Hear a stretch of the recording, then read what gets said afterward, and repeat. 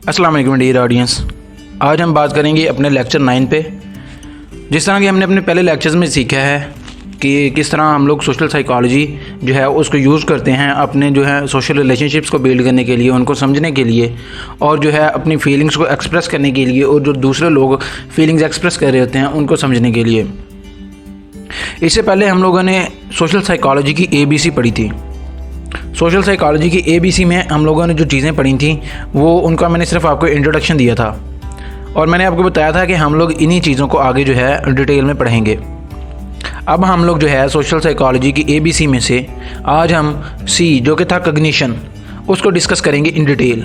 Cognition में क्या क्या चीज़ें आती हैं और किन किन चीज़ों से ये बिहेवियर्स जो हैं इनको हम लोग जज कर सकते हैं।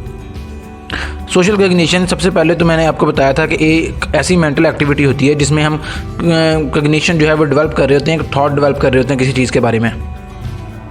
सोशल कॉग्निशन जब भी आती है ये कोई परमानेंट चेंज होती है, ठीक है, हमारे माइंड में, हमारे स्कीमाज में। वो जो इंफॉर्मेशन हम लोग लेके प्रोसेस करते हैं वो फिर हमारे दिमाग में कॉग्निशन बनाती है।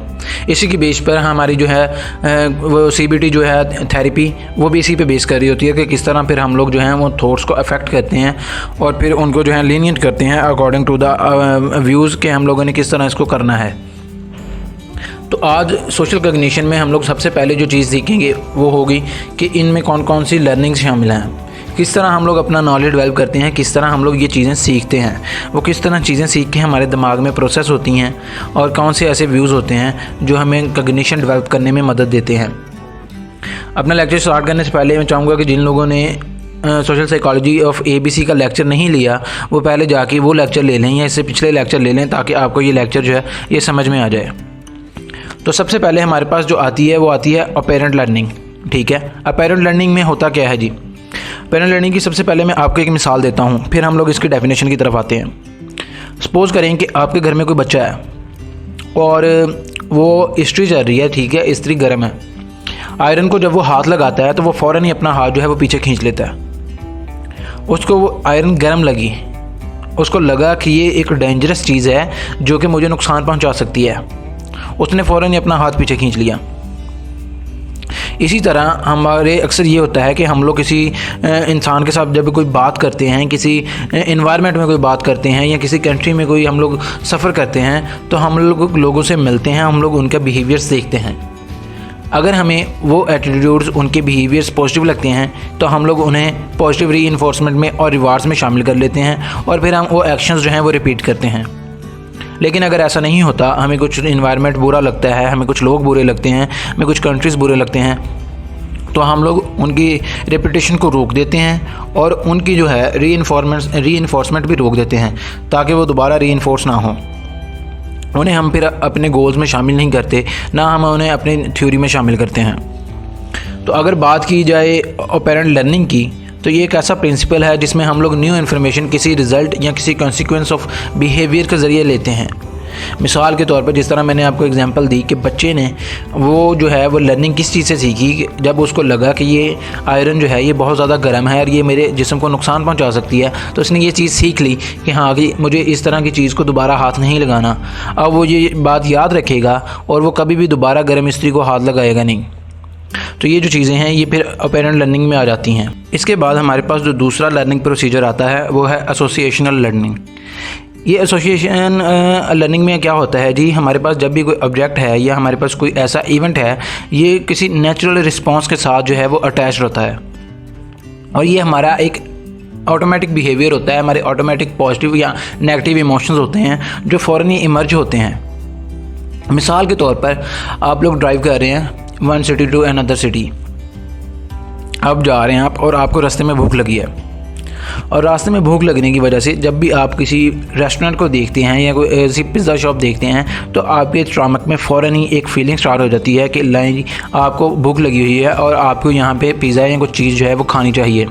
हालांकि आप अगर सफ़र कर रहे हैं और आपके सफ़र के दौरान ऐसी कोई चीज़ नहीं आ रही कि लाइक खाने पीने की, तो आपका वो जो स्टमक सेंसर्स हैं वो आपको इतना इनकरेज नहीं करेंगे कि नहीं जी आपने कुछ खाना है या कुछ पीना है।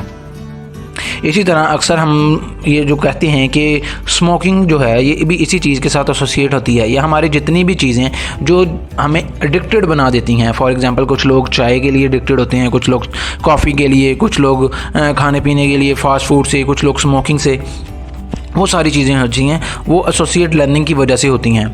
हम लोगों ने अपने रिस्पॉन्सेस के साथ उनकी एसोसिएशन बनाई होती है। फॉर एग्ज़ाम्पल आप लोगों ने देखा होगा कि कुछ लोग जब भी वो खाना खाते हैं तो खाना खाने के बाद उन्हें फ़ौरन ही सिगरेट की तलब होने लग पड़ती है, जो कि स्मोकर्स हैं।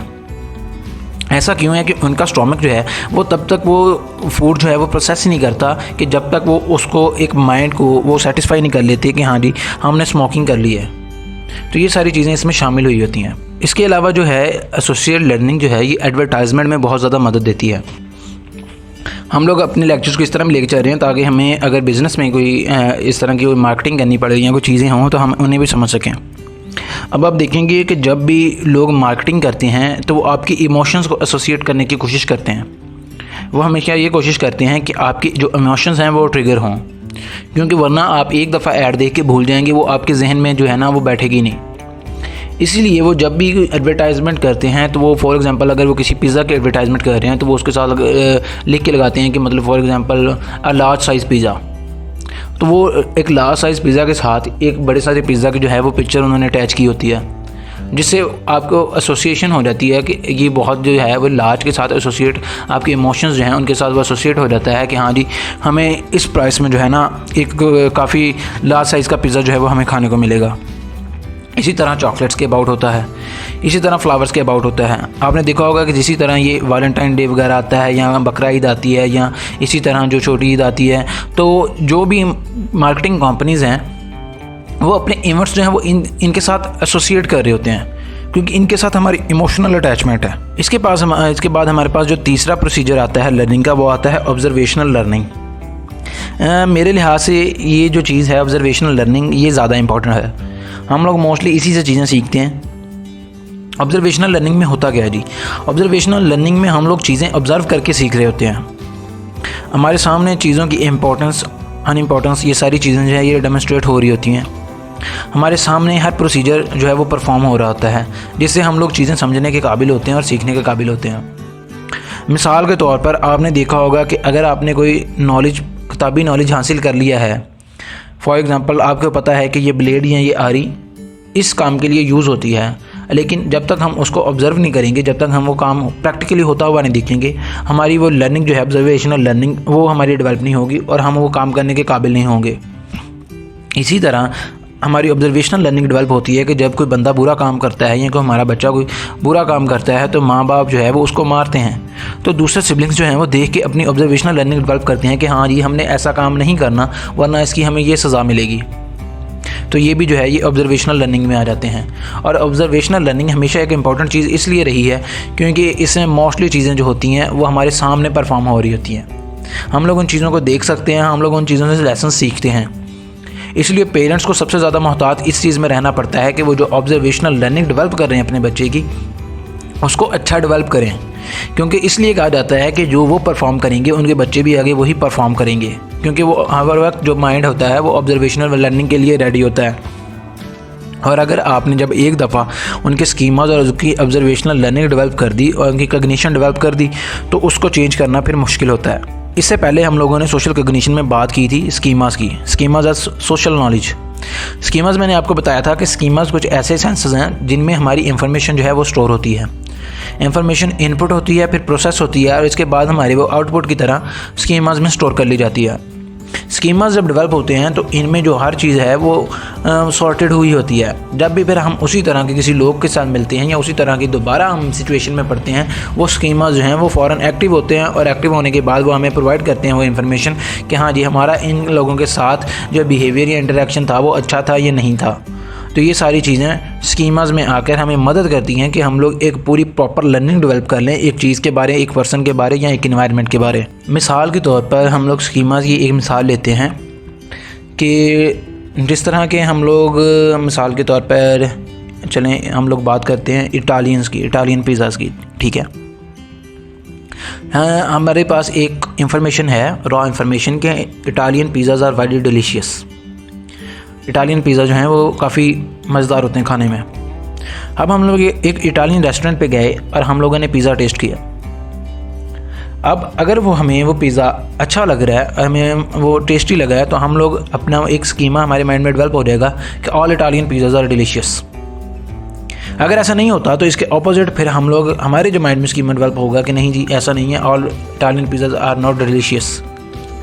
यही रीज़न होती है कि हम किसी एक बंदे के बिहेवियर्स के वजह से हम लोग जो उनके साथ लोग एसोसिएटेड होते हैं, या वो जो इन्वायरमेंट होता है, या वो जो कल्चर होता है, हम फिर उसके साथ बाकी चीज़ें जो हैं वो डेवलप करके लगाते हैं। मिसाल के तौर पर जिस तरह के कहा जाता है कि लाहौरीज़ आर वेरी बोल्ड, ठीक है, तो अगर हम लोग उधर जाएं और हम लोग ये ऑब्ज़र्व करें हाँ कि वाकई ही वो बोल्ड हैं, तो हम लोग यही चीज़ ऑब्ज़र्व करेंगे कि हाँ ऑल लाहौरीज़ आर वेरी बोल्ड। तो ये हमने जो डेवलप की ये एक स्कीमा है। इसके बाद हमारे पास एक पॉइंट आता है how we use our expectations. हम लोग अपनी एक्सपेक्टेशंस को किस तरह यूज़ करते हैं। मिसाल के तौर पर एक दफ़ा हम लोगों ने अपने एटीट्यूड और स्कीमास डेवलप कर लिए। ये स्कीमास डेवलप होने के बाद, ये एटीट्यूड्स डेवलप होने के बाद हम लोग जो हमारे माइंड में इंफॉर्मेशन स्टोर्ड है, हम लोग उसको जज करते हैं साइज़ के बेस पे, ठीक है, हमारी थिंकिंग की बेस पे, इंडिविजुअल की बेस पे, ग्रुप्स की बेस पे हम लोग उसको जज करते हैं। और अब जो रिलेशनशिप्स हम बनाते हैं हम लोग उनमें ये चीज़ें देखते हैं। मिसाल के तौर पर अगर हम लोग किसी से मिलते हैं और हमें लगता है कि वो बंदा फ्रेंडली है और वो इंटरेस्टेड है हमें, तो हम लोग उसको अप्रोच करने की कोशिश करते हैं अकॉर्डिंग टू आवर इन्फॉर्मेशन। लेकिन अगर हमें लगता है कि वो बंदा लाइक थ्रेटनिंग है, अनलाइकेबल है, या वो बंदा हमें पसंद नहीं आ रहा, तो हम लोग उससे विड्रॉ करने की कोशिश करते हैं, दूर रहने की कोशिश करते हैं। इसी तरह अगर हमें ये पता चले कि ये फ़लाना बंदा जो है ये क्राइम में इन्वॉल्व है, तो हम लोग इन्वेस्टिगेट करने की कोशिश करते हैं कि आया कैसा है या नहीं है। अगर हम लोग क्रिमिनल ऑफेंस जो है उसको इस बेस पर हम लोग बुरा मानते हैं क्योंकि उसके पास हमारी इंफॉर्मेशन स्टोर होती है कि एक बुरा अमल है, जिसकी वजह से हम लोग उस बंदे से दूर रहने की कोशिश करते हैं। तो इन्हीं की बेसिस पे हमारी एक्सपेक्टेशंस जो हैं वो डेवलप होती हैं। मिसाल के तौर पर अगर हम लोग किसी लव रिलेशनशिप्स में हैं, जो कि मोस्टली होता है, हम लोग एक्सपेक्टेशंस उधर ज़्यादा डेवलप कर रहे होते हैं। प्रैक्टिकल लाइफ में मैं आपको बताता चलूँ कि ये चीज़ें कहाँ पे यूज़ होती हैं। अब अगर आप बंदा जब हमारे साथ ज़्यादा फ्रेंडली हो रहा है, ज़्यादा प्यार कर रहा है, हमें ज़्यादा केयर दे रहा है, हम लोग एक एक्सपेक्टेशन डेवलप कर लेते हैं फ़ौरन ही।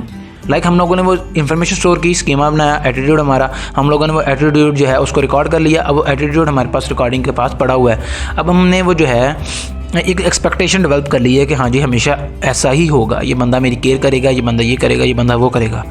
लेकिन आपको पता है कि चेंज हमेशा आती है, तो उनके साथ भी लोग जो हैं वो एसोसिएट होते हैं, वो भी और चीज़ें सीख रहे होते हैं और इन्फॉर्मेशन गेन कर रहे होते हैं, और हम लोग भी।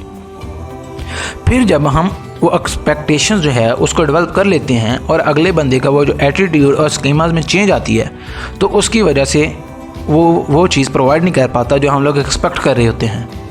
तो इसकी वजह से फिर एक गिल्टी फीलिंग, एक जो है हार्टनेस की फीलिंग जो आती है, जिसकी वजह से हम लोग ये फील करते हैं कि हमें ये दुख हो रहा है, या हमें ये धोखा दिया गया है, या हमारे साथ भी बेवफाई की गई है। इसलिए कहते हैं कि आप अपनी एक्सपेक्टेशंस डेवलप ना करें। आप अगर किसी से बात कर रहे हैं तो आप इन रियल टर्म्स बात करें, आप एक्सपेक्टेशंस डेवलप ना करें। लेकिन ये भी एक नेचुरल अमल है कि एक्सपेक्टेशंस डेवलप होती हैं, क्योंकि हमारे माइंड में स्कीमास होते हैं, हमारे एटीट्यूड्स होते हैं, हम लोगों ने अगले बंदे के एटीट्यूड्स रिकॉर्ड किए होते हैं माइंड में। तो जब भी वो थोड़ी सी भी चेंज लेके आते हैं, हमारा माइंड उन्हें फ़ौरन ही कन्कर करता है और वो देखता है कि ये जो चेंज आ रही है ये मेरी एक्सपेक्टेशंस के ख़िलाफ़ आ रही है, जिसकी वजह से फिर हम लोग एक ऑटोमेटिकली जो हमारा रद्द अमल होता है वो आता ही आता है। इसके बाद हमारे पास आता है जी, हमारे पास कॉग्निशन होती है दो किस्म की। अभी तक हमने बात की कि कॉग्निशन होता क्या है। अब हम बात करेंगे कॉग्निशन की टाइप्स। कॉग्निशन दो किस्म की होती है, ऑटोमेटिक कॉग्निशन और कंट्रोल्ड कॉग्निशन। ऑटोमेटिक कॉग्निशन से तो हम लोग सब बखूबी वाकिफ़ होंगे, लेकिन कंट्रोल्ड कॉग्निशन से तकरीबन सिर्फ साइकोलॉजिस्ट जो हैं वही इससे अवेयर होते हैं। ऑटोमेटिक कॉग्निशन में क्या आता है जी? ऑटोमेटिक कॉग्निशन में हमारे रिस्पॉन्सेज जो हैं वो स्पॉन्टेनियस होते हैं, विदाउट हमारे अवेयरनेस के हमारा माइंड काम कर रहा होता है, हम लोग क्विकली एक चीज़ को परफॉर्म कर रहे होते हैं। मिसाल के तौर पे जब आप रिपीटेडली एक काम को कर रहे होते हैं तो आपका माइंड जो है वो ऑटोमेटिकली एक कॉग्निशन डेवलप कर लेता है और वो उसको करने की जो है ना ताकत खुद रखता है। फिर आपको उस पर ध्यान देने की भी ज़रूरत नहीं होती। मिसाल के तौर पे आप लोगों ने पहले बाइक चलाना सीखी, तो आपको चेक करना पड़ता था कि इसका क्लच कहाँ पे है, इसका गियर कहाँ पे है, इसको रेस कितनी देनी है, रेस को कंट्रोल करना है, ठीक है, आगे देखना है, साइड पे देखना है, मैंने इंडिकेटर्स ऑन करने हैं। ये पहले चीज़ें आप लोगों को करनी पड़ी। हफ़्ता 2 हफ़्ता 3 हफ़्ता ये काम चला। इसके बाद अब आप नोट करेंगे, अब आप जब बाइक चला रहे हैं तो आपका माइंड जो है वो इस तरफ जाता ही नहीं है। आपका माइंड ऑटोमेटिकली इंडिकेटर्स ऑन करता है, ऑफ़ करता है। आपका माइंड ऑटोमेटिकली गियर निकालता है, लगाता है, रेस देते हैं आप। हालांकि आपका ध्यान बिल्कुल भी इन चीज़ों की जानिब नहीं होता। आपका ध्यान जो होता है वो जो ध्यान तो सड़क की जानिब होगा या लोगों की तरफ होता है। जबकि पहले ये चीज़ें आपके माइंड में होती थी कि मैंने अब गियर लगाना है, अब नहीं लगाना है, अब मैंने क्लच दबाना है या मैंने रेस देनी है। इसी तरह आप देखें कि जब आप टीवी का जो रिमोट आपके पास होता है, आप उसको जब यूज़ करते हैं तो आपको थोड़े दिन पहले अगर आप यूज़ कर रहे हैं तो आपको देखना पड़ता है कि ये बटन वॉल्यूम अप के लिए, ये वॉल्यूम बटन डाउन, ये बटन वॉल्यूम डाउन के लिए है, ठीक है, ये चैनल आगे करने के लिए, चैनल पीछे करने के लिए, ठीक है। तो ये सारी चीज़ें आपको पहले नोट करनी पड़ती हैं। लेकिन थोड़े दिन के बाद यही चीज़ें जो हैं ये आपके फिंगर टिप्स पे होती हैं। आप बिना रिमोट की तरफ देखिए, आप वो बटन जो हैं वो प्रेस कर रहे होते हैं। ये सारी चीज़ें ऑटोमेटिक कॉग्निशन की वजह से होती हैं। हमारे मसला ये है कि हम लोग ज़्यादातर जो अपने एक्ट्स परफॉर्म कर रहे होते हैं वो ऑटोमेटिक कॉग्निशन की वजह से कर रहे होते हैं। ऑन द अदर हैंड अगर हम लोग जाएँ तो हमारे पास अगर हम लोग देखें कि कोई बंदी जो है ना वो एक्सप्रेसिव होने की कोशिश कर रही है या वो अगर आपको लाइक कर रही है, तो आप लोग देखेंगे कि हम लोग उसमें ऑटोमेटिक कॉग्निशन जो है उसको जो है ना अपने मतलब यूज़ में नहीं ला सकते, क्योंकि वो एक न्यू रिस्पॉन्स होगा, एक न्यू कॉग्निशन होगी। और अगर हम लोग या हमारा माइंड ऑटोमेटिकली रिस्पॉन्ड करता है तो हम लोग बहुत से गलत सिग्नल्स दे सकते हैं, हम लोग बहुत से मिस इंटरप्रेशन में जा सकते हैं। और यही मसला अक्सर आप लोगों के साथ पेश भी आता होगा। मिसाल के तौर पर किसी बंदी ने स्माइल करके देखा और आप लोगों ने निकाल लें जी हमारा तो काम बन गया, और सारी मोहब्बत यहीं निकालेंगे। हालांकि वो बंदी कैजुअली हंस रही है। तो अगर हमारे पास वहीं कंट्रोल कॉग्निशन हमारे पास हो, हमें पता हो कि ये जो है ये पॉजिटिविटी का सिग्नल भी हो सकता है, फ्रेंडशिप का भी सिग्नल हो सकता है, ये उसकी आदत भी हो सकती है, फिर हम लोग वो जो डाटा है उसको मज़ीद सॉर्ट आउट करने की कोशिश करेंगे। हम उस पर टेक्निक अप्लाई करेंगे, हम लोग मज़ीद बात करेंगे कि हाँ जी ये चीज़ें हमने किस तरफ लेके जा रही हैं, कि उसका हंसना वाकई ही ये सिग्नल दे रहा है कि she is want to be in love, और यहाँ की ये सिर्फ उसकी आदत है कि वो सबसे मुस्कुरा के मिलती है या उसका ये नेचर है।